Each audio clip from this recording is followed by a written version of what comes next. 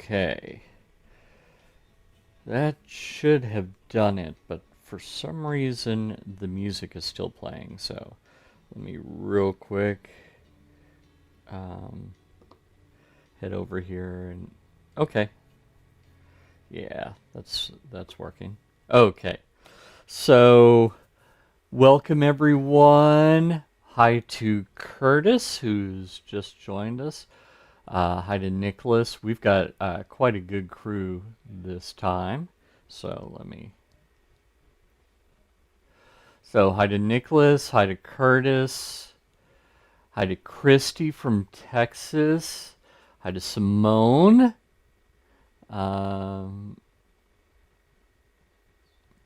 Hello to Terry, who's on vacation in France. Simone is from Naples, Italy, by the way. Hi to Amy in Indiana. That's where my father and my wife are both Hoosiers. So hi to Kansas from Alabama. Hi to Kelly from Missouri, or Missouri. It depends on who you talk to. And hi to Ralph from Arizona. So Ralph gets the prize for having joined us first. Hi to Rick from New Jersey. Good crew today, so I'm excited about doing this. We'll go about an hour. My plan was just to start off with some basics about ProPresenter. I've found that even if you're a grizzled veteran, at least talking to my Church Tech U members, they say, Paul, every time that you go through the basics, I learned something. So I thought that we'd start there, but do have your questions ready, um, and we'll get you going. Um, Hi to Ed as well. So good, good group today. So have your questions ready. I'll answer them after a while. Unfortunately, I'm using Boxcast. Some of you are familiar. That's not the unfortunate part. The unfortunate part is that you can't pop out the chat separately from the video, which is something I've talked to them about.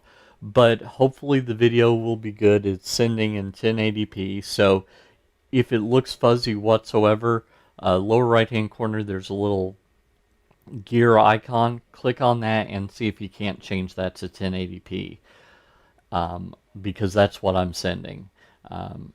If you're watching this on Facebook or YouTube, I won't be interacting with you there. I just wanted to get the maximum amount of people to be able to see it. So, both places I've gone ahead and put a link where you can register and join the chat. The advantage to not only in joining the chat is that you can also get the replays when I'm done with this. So that's another good reason. So looks like we've got someone, yeah, Ed is in California, so good to have you as well. So looks like Ed put his name in as greetings, Paul Winky Face. So I'll try and remember that that's in fact Ed. So let's get going. Sorry about the delay there. So let me get rid of that countdown timer, and here we are in ProPresenter. So I love this software. If you hadn't guessed already, given the fact that I have created more YouTube tutorials for ProPresenter than anyone else. I think we're up to 172 right now. So if you haven't subscribed to my channel yet, by all means head over to youtube.com/Paul Clifford, PaulClifford, 2 F's in Clifford, just like the big red dog. And you can go ahead and subscribe there for free, and click on the little bell icon. You know, all the stuff that the YouTube people say. So here we are in ProPresenter, and I first want to give you a quick overview of the user interface and talk about some of the setup stuff, and we'll go from there. Make sure if you have any questions, put them in the chat and I'll get to those. And without further ado, we'll get going. I like to think that ProPresenter is divided into 3 columns. Now the middle column is ginormous compared to the other 2, but it's still basically 3 columns. So on the left hand side we have where you get the stuff. That's not the official title of that column, by the way. But in fact that's how I like to think of it, because that's where we have our libraries, which is where presentations are stored for you to use them in playlists immediately underneath it. When you click on either a library or a playlist, it expands out in this section right here. Underneath that is the media layer, and this shows you the media playlists that you have at your discretion, including I'm on the just released ProPresenter 7.13.1. Now I'm a beta tester, so I've actually been playing with it for 2 or 3 weeks, so I'm feeling pretty good about it. So you'll notice I also have access to Pro content, which is something that Renewed Vision owns. They actually bought, I believe it's Visual Media Church to get that stuff, so you know you can click on that and see previews of backgrounds and such if you want to get it. It's absolutely worth having a login for that, because there is this free section, so everyone can get those backgrounds and use them for free. So even if you don't pay the extra for the full Pro Content subscription. So down here is our media playlist, and then at the very bottom we have video inputs. So ProPresenter can bring in live video and stuff like that. So looks like Ed subscribed to my YouTube channel, so I'm happy to hear about that.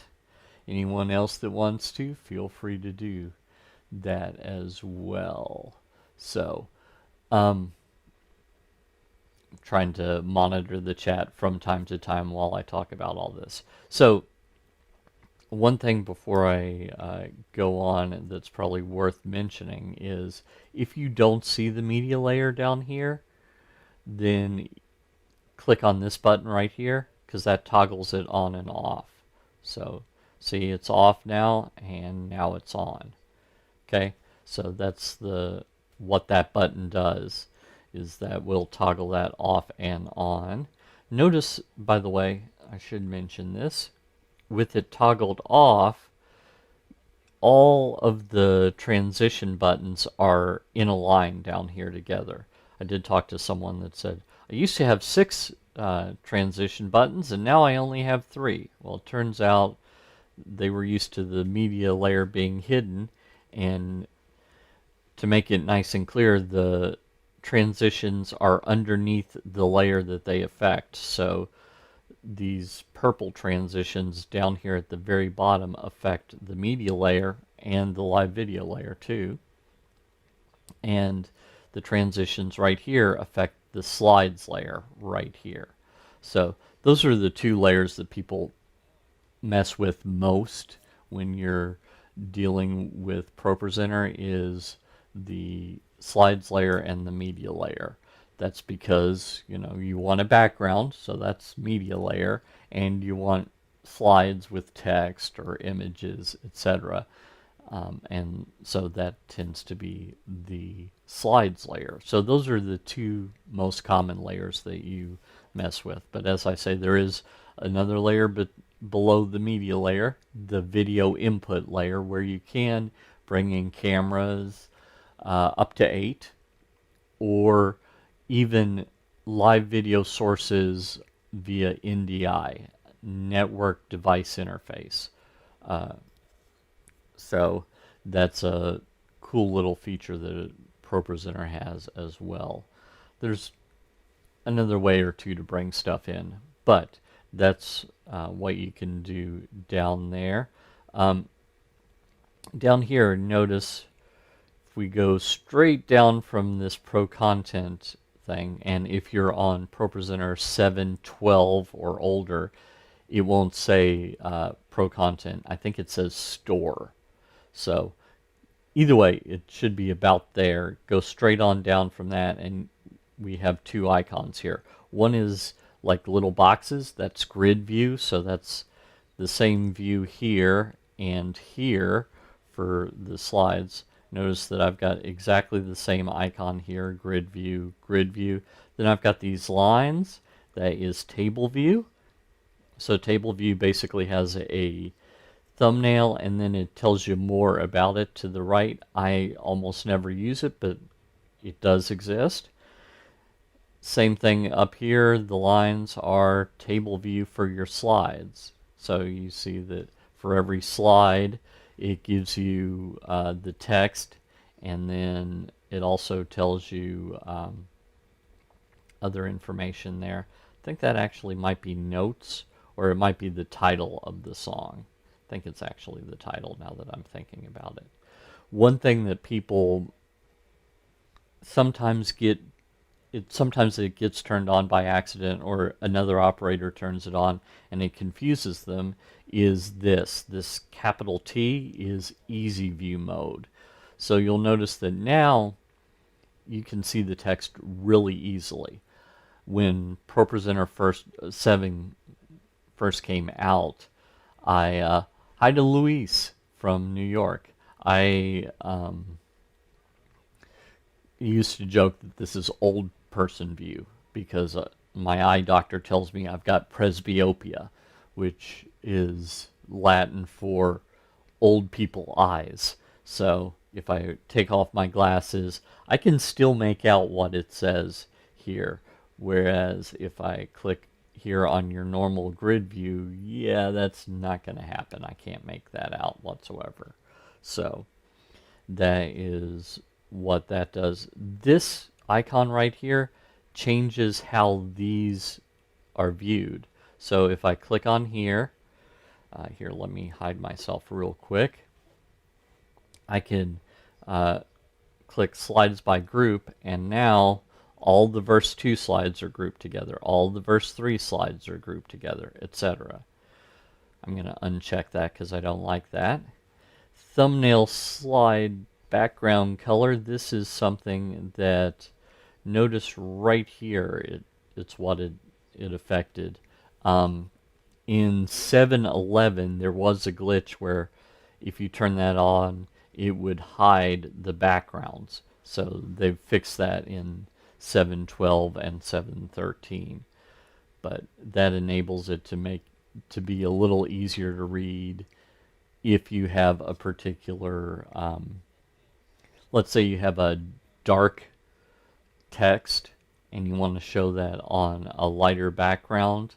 Well, you might want to use the thumbnail background color here as opposed to adding it on the slides in the editor. Because as of 7.11, that background color is on the slides layer, which is what you would expect it to be from being added in the slides editor. But previously, for whatever reason, it was not on the slides layer. It was on, you added it in the slides editor, but it would show up underneath the live video layer, the video input layer. So they corrected that, but that did cause problems for people that were using that background color as if it was this thumbnail background color. So keep that in mind.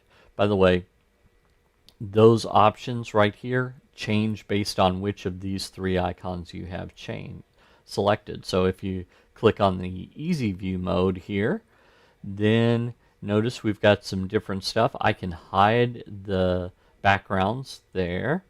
I can change this thumbnail background color if I want to. I can do slides by group as well.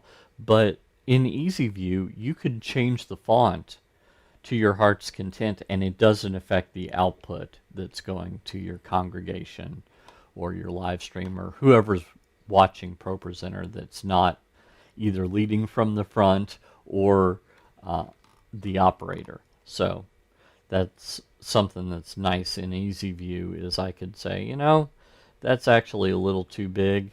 I can change the font, but notice I changed the size of the font here, and it made it just show more text in that. Well, that did not affect how it outputs.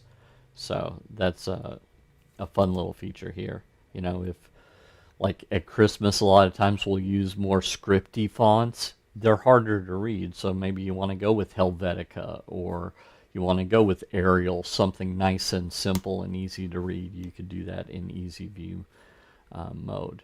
This truncate, by the way, I normally set that to middle, and what that does is, here, let me make the text a little bit larger. Notice that if it's too large at this size, it kind of puts an ellipsis in the middle, so you can see where it starts and you can see where it ends, and therefore when to change to the next slide. So that's a cool little feature they added as well.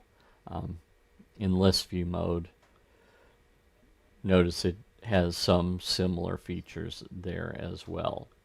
So also under both the slides area and under the media area, you do have these sliders, and they change how big the preview thumbnail is. So that's something for you to keep in mind, because it could be that this is a little too small to see, but if you were to make it just a little bit larger, oh, now I can see it fine. And maybe that's what you want. I typically don't have it that large, but something in the neighborhood of this size, I think, works really well. So that is those two areas.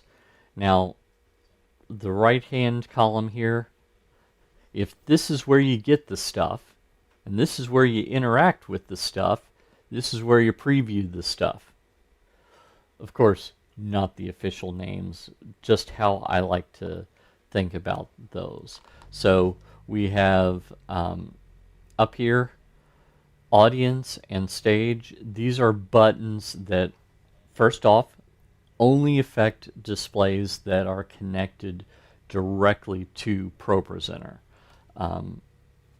Well, let me clarify that. They're only displays that the computer can see that are connected directly to ProPresenter. So what I mean by that is, so if you plug an HDMI cable directly into your computer and the operating system, whether it's Windows or Mac OS, says, oh, here's another display, and you can drag your mouse over onto that display, these will affect that if you're using them as one of those types of displays. We'll talk about those here in just a second. But if not, if you're using an SDI monitor or SDI output like from a Blackmagic design device like Decklink Duo 2, for example, I've got one of those. In fact, you might notice that it's set to off, but yet I've got something displaying right here. So this is a TV monitor that I've set Pro7 Live, Q&A, and Basics. It's just showing up right there. It's not keyed or anything. This is actually existent. I can see it. And that is coming from ProPresenter, from the exact same ProPresenter that you're looking at. And, oops, wrong button.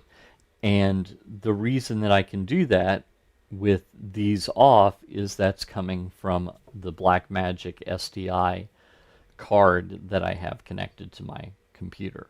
So when you know the difference, it kind of explains it. I like to think of these two buttons as the show the computer desktop button. So red says show the computer desktop, and green, so if I click green there, notice that that fills in green. So even if you're colorblind, you can tell the difference between an empty circle and a filled in circle. Filled in and green means it's been turned on, and empty and red means it's turned off. And again, only affects the displays that the computer operating system can see. So it also does not affect NDI. So if you're sending the output of ProPresenter over the network to another computer, these don't affect that. If you're on a Mac and you're using Siphon to send the output of ProPresenter to other software on the same computer, these don't affect that. If you're using a placeholder screen, we'll talk about those here in a second, that does not affect that. It only affects those that have a computer desktop. So like the display that you're looking at right here, you see that I've got a wallpaper under there, I've got a web browser window under there. That's the kind of display that they affect. Then we have our preview window here. I'm going to click that to clear that out. And notice I have a list of my screens underneath here. I've got 6 screens right now that I've added to ProPresenter, 4 audience screens and 2 stage screens. Sometimes people get a little unhappy with the names of those screens. Just picture it this way, that Renewed Vision had to find a word to describe the people that are in the congregation, so they chose audience, because ProPresenter is also used for secular uses. So it doesn't mean, hey, we think that anyone in the congregation isn't participating. Doesn't mean that at all. And for stage, that's for the people that are leading up front. So that doesn't mean, hey, this is a big performance. No, that just means they were looking for a single word to indicate, hey, this is for the people that are leading from the front. So those are the two types of displays that you can have in ProPresenter. The third one is the user or the operator display. That's what you're looking at right here, and you don't have to add that. You just fire up ProPresenter and drag it to the appropriate screen. In fact, normally if I was using this particular computer, it's a laptop, so I would have it off on the screen to the left over there. But because that's a laptop screen, you can't see it when I'm live streaming it. So that's why I'm using this one, which is actually technically my audience screen. So you see that? So that's why. So I can change the preview of whichever screen I want here just by clicking on the down arrow here.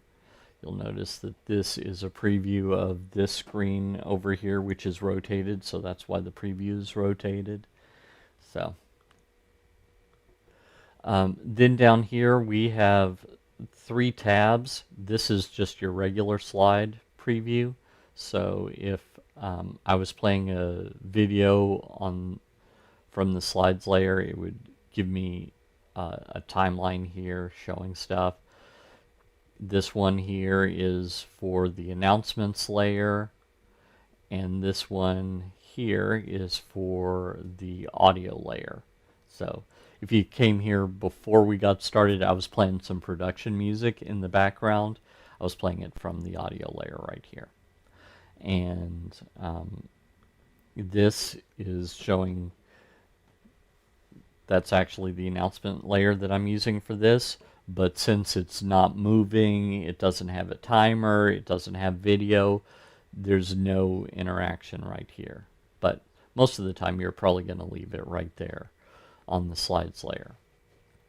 Then we have these show controls in like ProPresenter 7.5, I think. They moved them down here. So if you see any of my older tutorials, you might see all but this audio bin thing. These, well, actually it would be the middle 4. They added macros about that same time up here. That's just, they changed where they went. That's all. So that's what that's about. So we have the audio layer here. Let me hide myself here. And I have different playlists and the items in the audio playlist. So this is the opening production music I was using before we got started. Then we have the stage screen where I can change the layout of each of the stage screens that I've added. I could have several of those. This is timers where I create timers. This is the message layer where one of the places you can show timers. This is the props layer, which is another place that you can show timers. And then this is macros, which enables you to do multiple actions with a single click, or you can even drag them onto slides and have them happen when you click on a slide. So macros are a pretty powerful feature that they added. I want to say 2021, might have been 2022 that they added those. So you can tell that I'm using those. This is the first one that I started when we started live streaming. So it's just the basic stuff there. Going back, talking about layers, I've mentioned them in passing, but we've got the video input layer right here. Then we've got the media layer right here. These clear buttons are stacked in order that the layers are in ProPresenter. So the bottommost layer that you have a clear button for, I'll clarify that in a sec, is the video input layer, then the media layer, then the slides layer, then the announcement layer, then the props layer, then the messages layer. And on top of that is the audio layer. They could have just as easily put it on the bottom, since these are all visual layers. Didn't matter where they put that, but they put it up there. There is another layer above the messages layer, another visual layer, but you don't clear it from here. So I'll show you where that is here in just a second. Any questions thus far? I'm going to take a quick drink of water, and then we'll get back and I'll show you kind of one of the setup things with Pro7 that I think that everyone needs to at least have in the back of their head, because occasionally something goes awry. So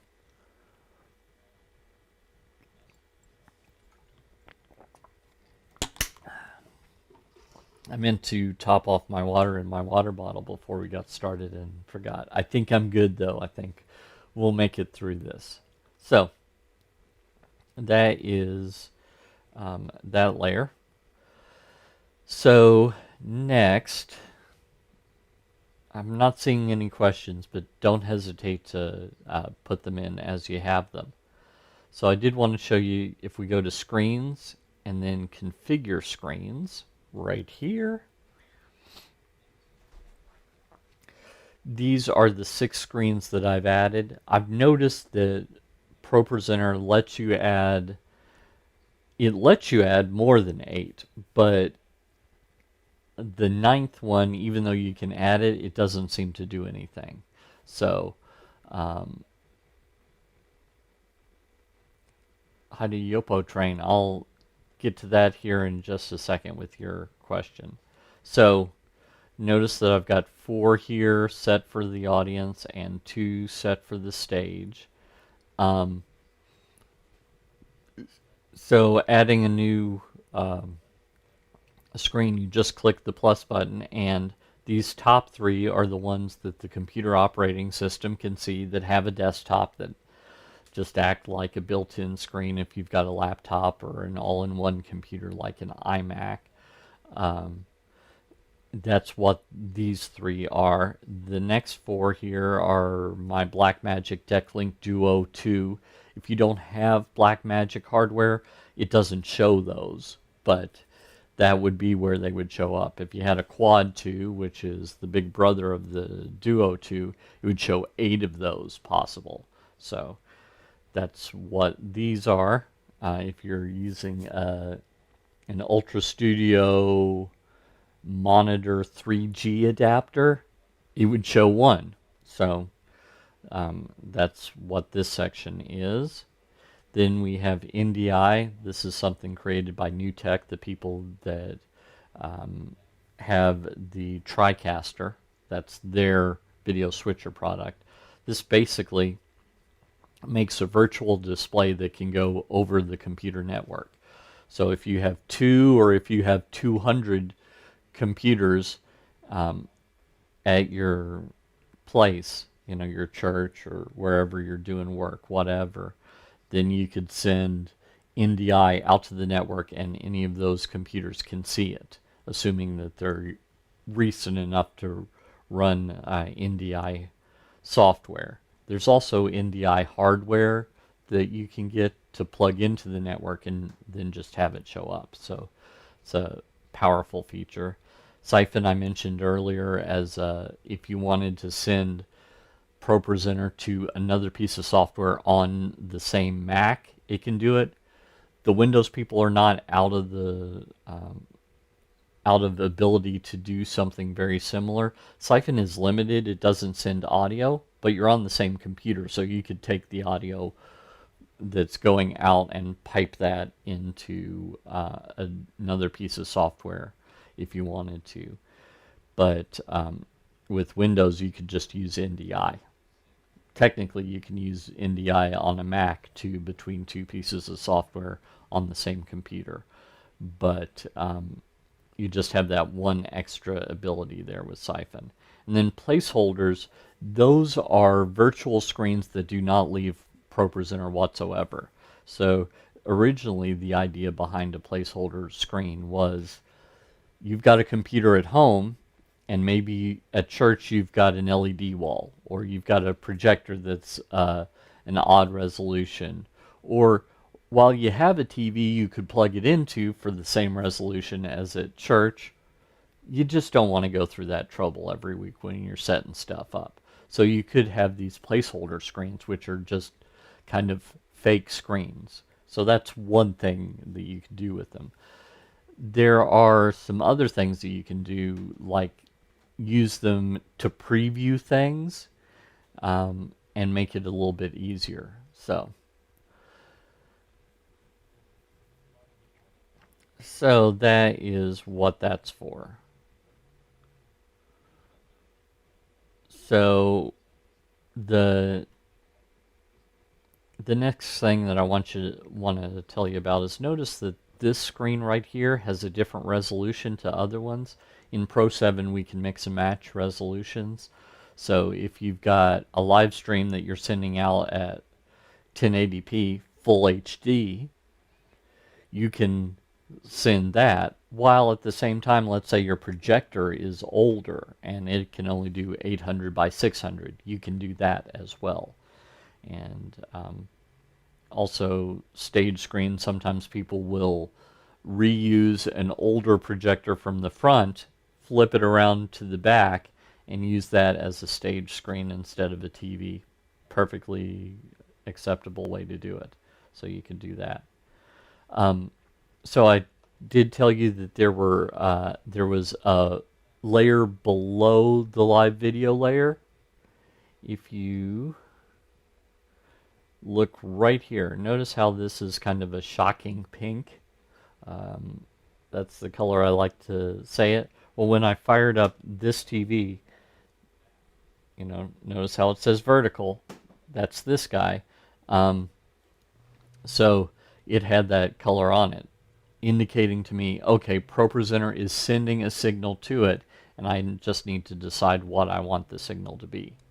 So pretty straightforward there. So that you wouldn't be changing that background color during church, but you set it up here, and that is the bottommost layer in ProPresenter. So, by the way, there are other ways you can lay stuff out as well. We don't have a ton of time, so I'm not going to talk about them too much, except to mention you can do edge blending. So if you have a couple of projectors side by side, you can overlap them a little bit and have them seamlessly flow from one to the other. Edge blending. We also have this one grouped, which allows you to have a single image made up of multiple individual displays. So think of like a jumbotron that's made up of several TVs that ideally you'd want to use a set of professional TVs where they didn't have much bezel, if any, and they have the appropriate warranty and stuff for setting them up. So that's what this other one is. Mirror just duplicates two outputs. In general, the best use case for that I can think of is if you're live streaming from within ProPresenter, then you can do that. So let's say you want exactly the same thing at all times on the audience screen, in person, and on the live stream, then Mirror would be useful for that. If you just have two hardware displays and you always want them to show the same thing, what I'd recommend is getting a splitter, also known as a distribution amplifier, because that'll take the work off of the computer, and they're very inexpensive. So that's what you could do there. I will mention this display right there. That is using my Decklink Duo from Blackmagic, and it has an additional setting right here, and that enables me to send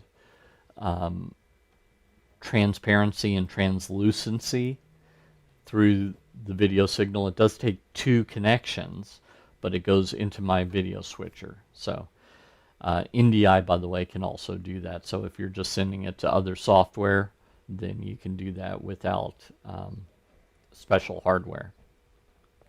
So I do know that we've got a couple of questions, so I'm going to head up. And by the way, my monitor is right above my camera, so if it looks like I'm looking above your head, that's why I'm heading over there. So let me take a look at those questions. So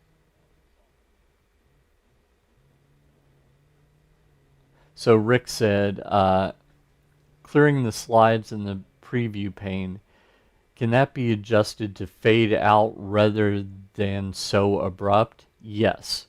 So what happens is, let me go back over here. So let me just put in the message that I was showing earlier, which is this. It's now, a little bit different because it's still using the same timer. By the way, this is going to answer the second question, which is why would you use the messages layer? Well, this is one use of it, is you can use a countdown timer in it. So let me actually, I'm going to put the key in so that you can see that over here. And now watch what happens when I click out this right here. Okay, that was immediate. Now if I go down here and change this to dissolve, and we're going to show it again. Notice how it came in slowly. It dissolved in, and now when I click on that, it dissolves out.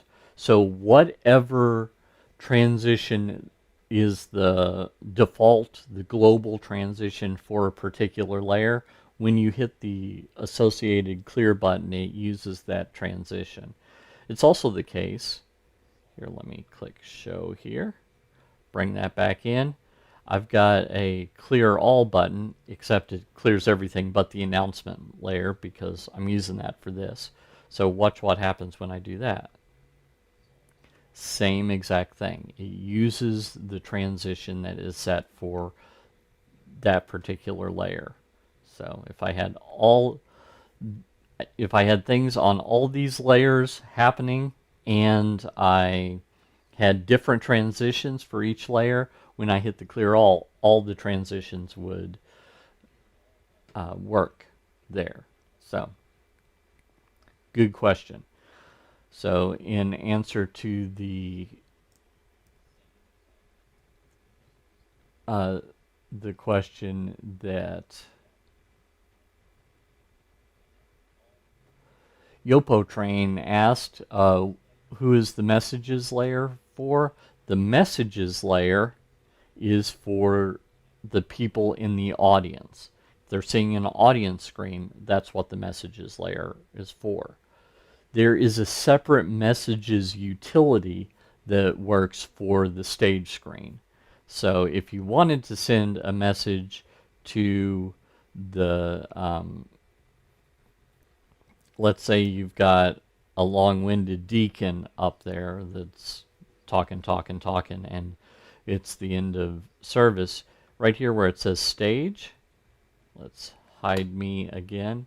There's a place for a stage message. So you can, I think I've got a layout that shows that here.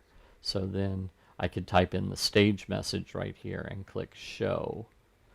Okay, I'm not actually showing that on this particular layout, but it would show up if I had a place for it to show up. So that's the difference between those two. It's it could be a little clearer. I'm not going to lie to you. Um, while I love ProPresenter, I don't work for Renewed Vision, so I'm not afraid to say it's not perfect.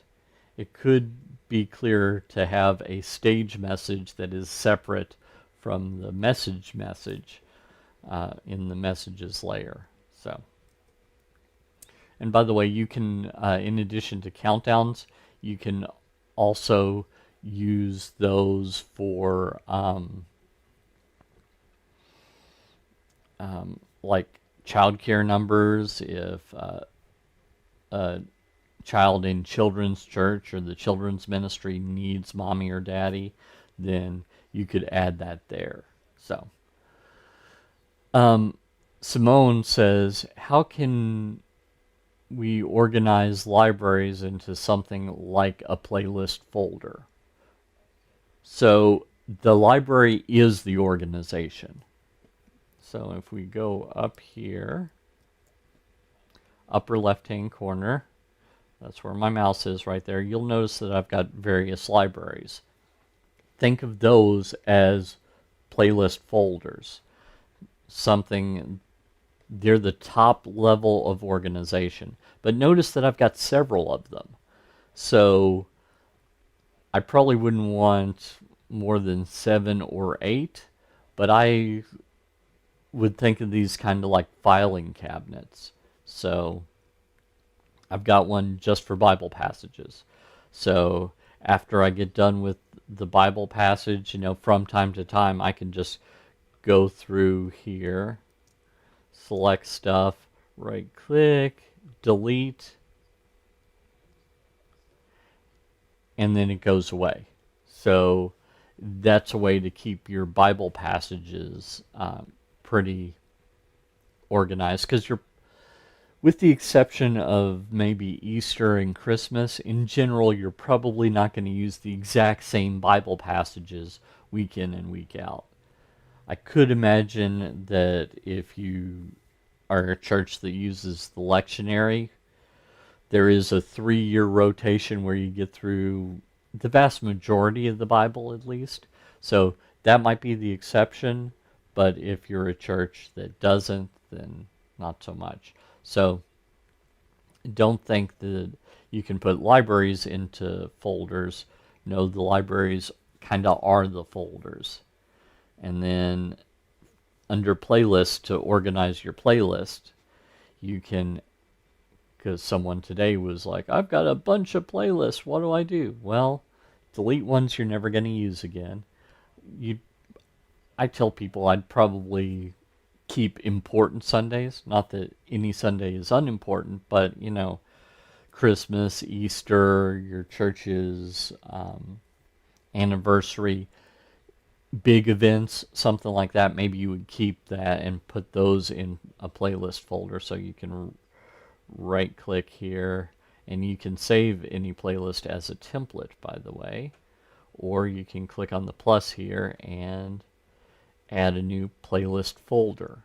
So maybe you want to have a playlist folder for the previous month, so that if the worship leader, minister of music, whoever says, hey, like a couple of weeks ago, what songs did I do? Then you can bring those out. But you may not need to save them very long. But you might want to,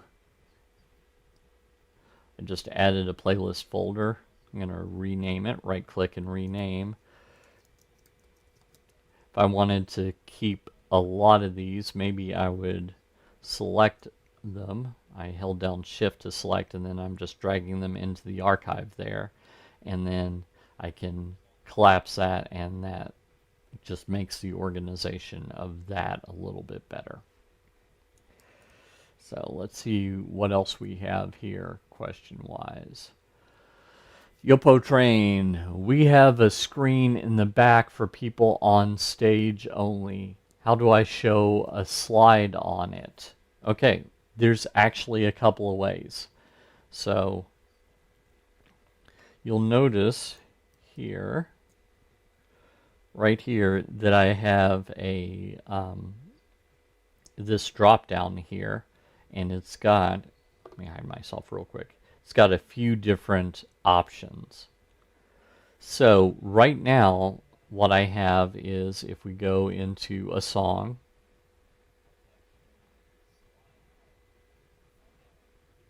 and I click on this, any words here. Here, let me hide that.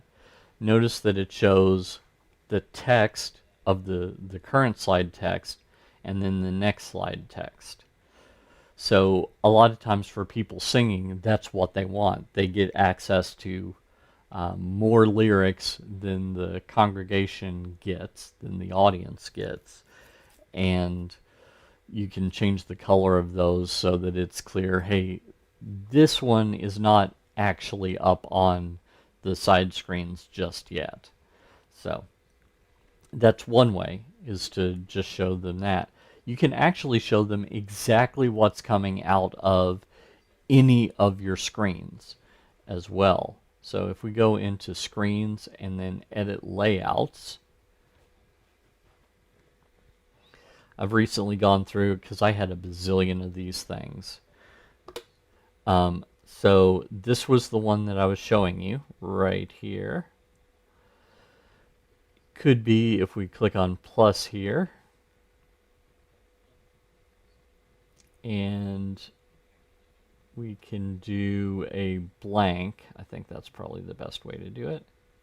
If you wanted to show exactly the screen as it is on one of your audience screens, then start with the blank. I would right click on the name and rename this to audience preview or what have you. Call it something that makes sense to you. Now click a plus button and notice we've got screen preview, and I can just select audience. And that just gives me a little box, but if I want, I can drag that up to the upper left hand corner, or I could have on the right hand side typed 00. That'll start it in the upper left hand corner. And I can either drag this till it fits the screen, or as big as I want it to be. I want it to fill the screen in this particular idea, so I'm just going to type in 1920 where it says sides here, because I know that this is a 1080p screen by 1080. 1920 by 1080. And now when I switch to that preview, so go down back into show mode, and I click here, and I can go to the audience preview. Here, hide myself the audience preview one that I just made. Now you'll notice it looks exactly like the audience screen. So, and I can change this back at any time by either clicking there, or I can even right click on any slide here, add an action, and then click this stage button. Notice it looks identical to this stage button.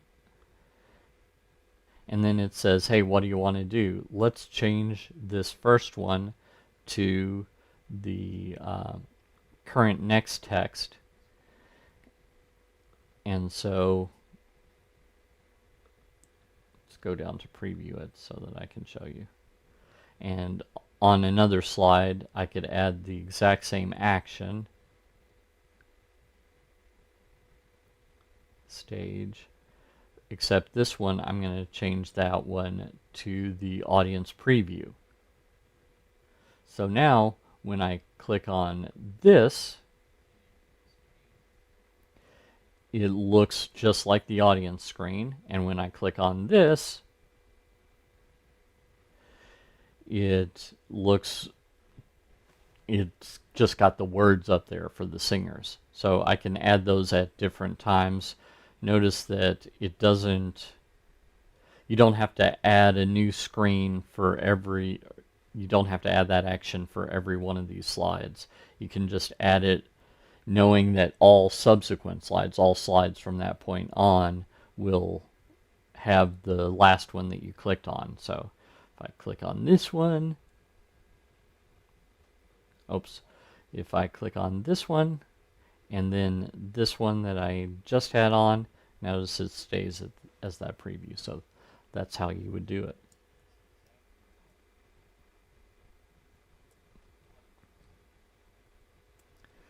Okay, Sonny John, in just a moment I'll answer your question. I do want to talk about something because we're quickly running out of time, and I want to get to questions, but I know that this is like basically the first part of my ProPresenter Accelerator for Beginners class.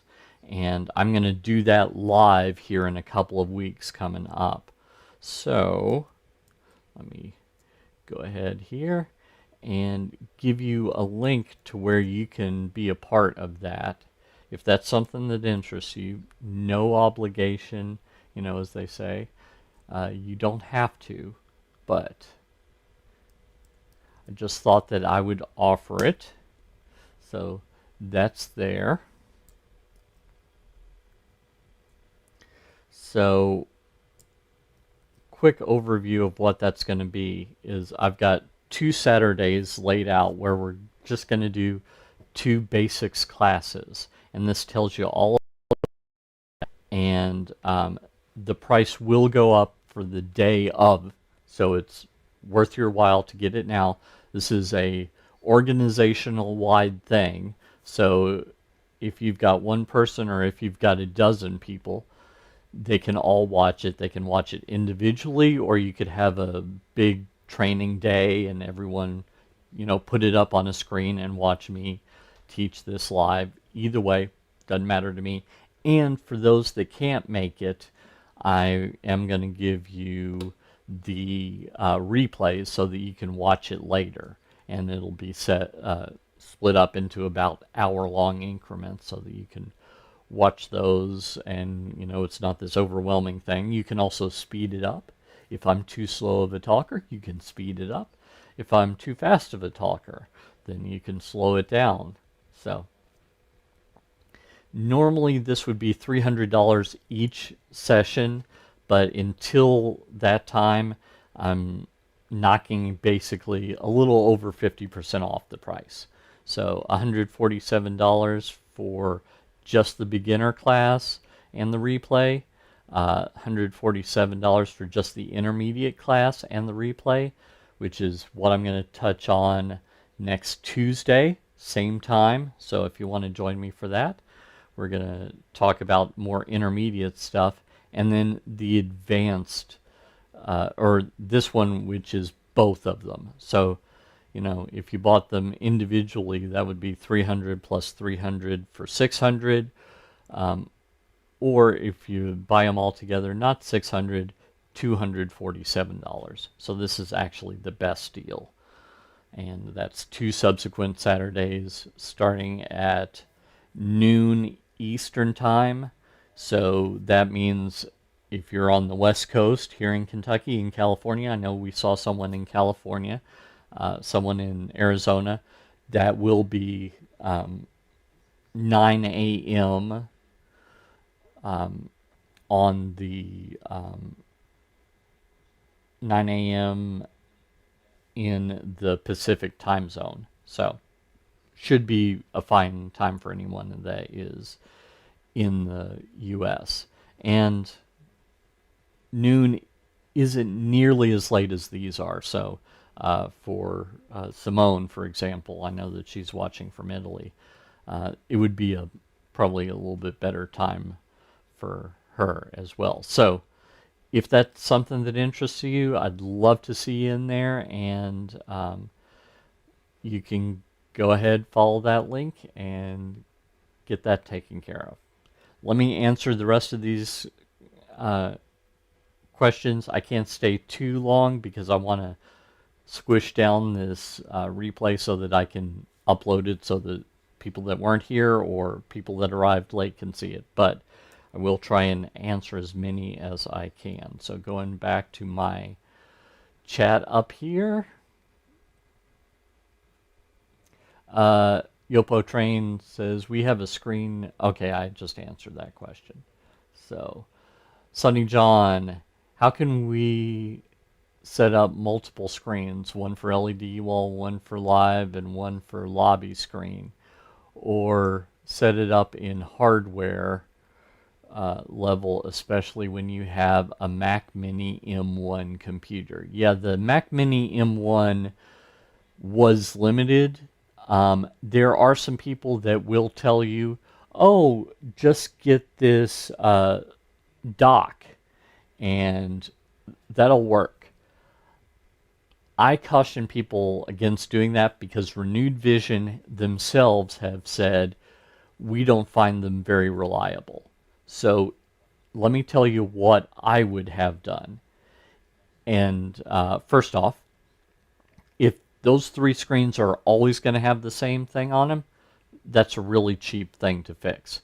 You can merely go get a splitter, also called a distribution amplifier. You take your one HDMI signal in, or VGA, or SDI, whatever connection you have, DVI.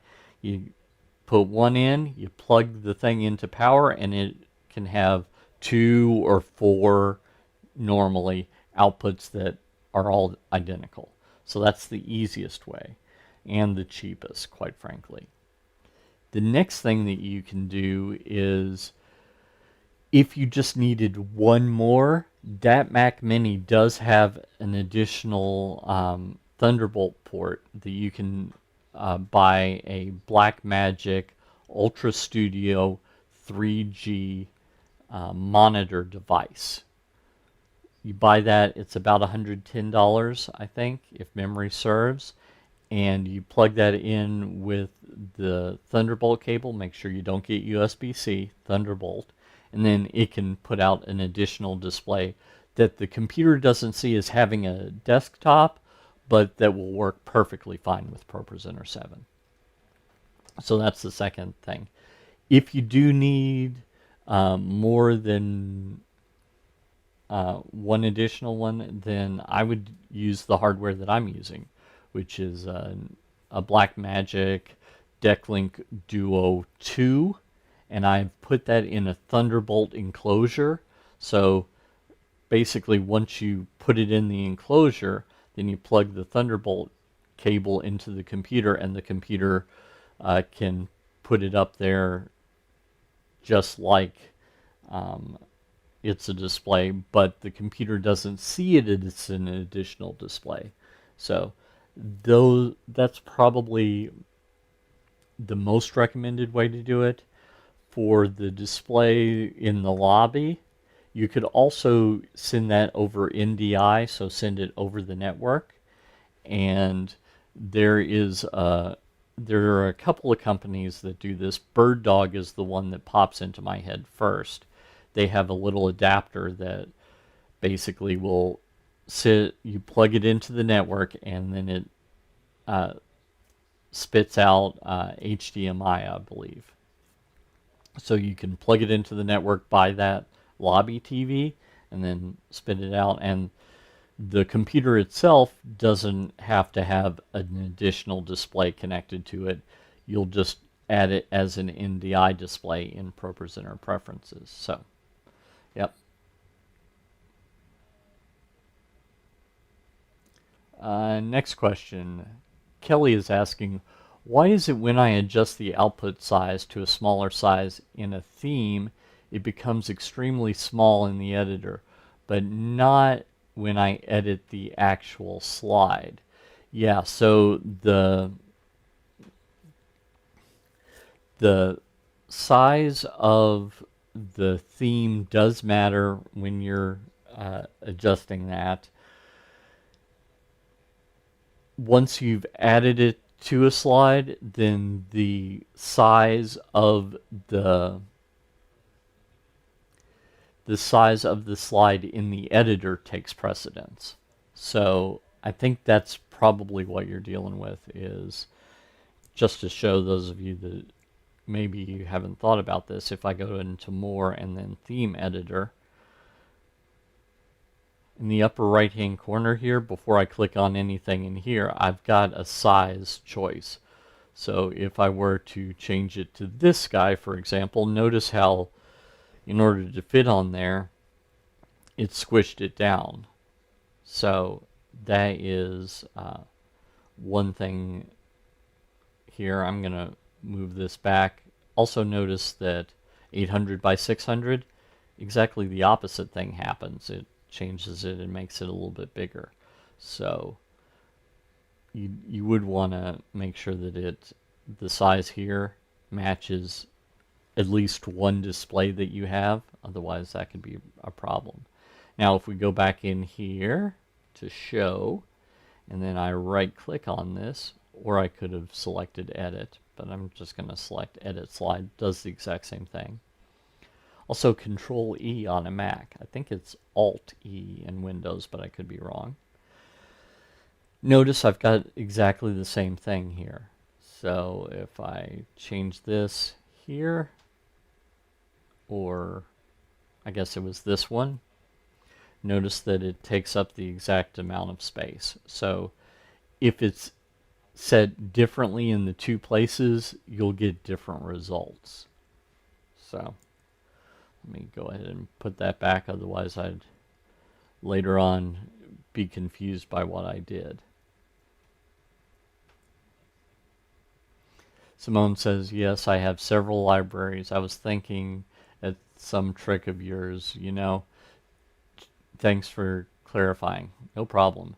Terry says, I have libraries for this week only, current series, media assets, and a few others for recurring events such as Alpha and the marriage course. It's a good thing to have in mind. Good idea. Calvary Baptist. Hey, welcome to you. Sorry I missed you earlier. I have to configure screens 80% of the time when I start the program. Have I forgotten something in the initial setup? I will tell you that there was a glitch in ProPresenter 7. I think it was 12. Might have been 11. So if you're not on 7.13, that would explain it if you're on one of those two. So do look out for that, because I had exactly that problem myself. It turns out that the cause was, well, let me show you. If we look at my screens, then configure screens, notice that this one says MeTV, M-I-T-V, and notice that this one says MeTV. Now, it says 1 in parentheses and 2 in parentheses. That's actually the fix. But in that particular version that I told you about, again, I think it was 7.11 or 7.12, I can't remember exactly. It was ignoring this last part. So when it started up ProPresenter, it was thinking that this MeTV and this MeTV were the exact same display, and it was confused. So that's what I've seen have problems. Also, Decklink Duos. You know, there's 4 outputs. Well, it did the exact same thing, where it was confused on which particular output with the same name. So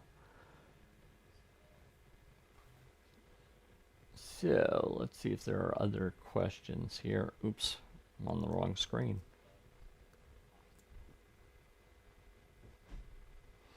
Sonny John says, thanks for clarifying. Appreciate that. Glad to help. Well, it's been about an hour, so I'm going to go ahead and sign off. But remember, if you'd like to join me in a few weeks at the ProPresenter Accelerator course, just 3 hours will get your summer started off really well. We'll be starting with the basics, diving arms and elbows into it, and I'll cover everything I can in those 3 hours. Usually I take like a 5-10 minute break every hour to run to the restroom, get more water, that kind of thing. And I find that people, 3 hours sounds like a good long time, but if you could invest that time and then your team is up and running and ready for the fall, that's a great thing. And you have the videos that you can go back. So I'll definitely be using ProPresenter 7.13.1 for that.